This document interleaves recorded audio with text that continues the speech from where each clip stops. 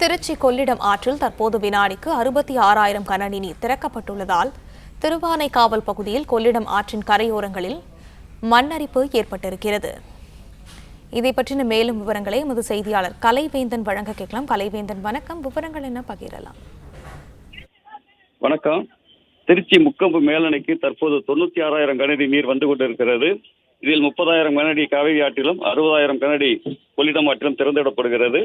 தற்போது கொள்ளிடத்தில் இரு கரைகளையும் தொட்டுக்கொண்டு நீர் பாய்ந்தோடி வருகிறது. இந்த நிலையில திருச்சி திருவானைக்காவல் செக்போஸ்ட் சமயபுரம் டோல்கேட்டை இணைக்கும் நேப்பியார் பாலத்தை ஒட்டி கடந்த ஆண்டு 6.5 கோடி ரூபாயில் கட்டப்பட்ட தடுப்பணை நேற்று நள்ளிரவில் அடித்து செல்லப்பட்டது. அப்போது அதன் அருகில் உள்ள உயர் மின்னழுத்த ராட்சச கோபுரம் கொள்ளிடம் ஆற்றில் மிகுதியான வெள்ளம் காரணமாக அடிப்பகுதி அரித்து எப்போது வேண்டுமானாலும் மின்கோபுரம் சாயும் அபாயம் நிலையில் உள்ளது. மேலும் கரையோர பகுதிகளில் வெள்ள நீரால் மண்ணரிப்பு ஏற்படுகிறது.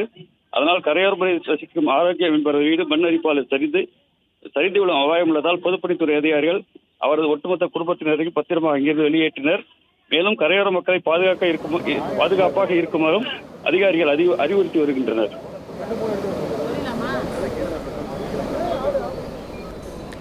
விவரங்களை வழங்கியமைக்கு நன்றி கலைவேந்தன்.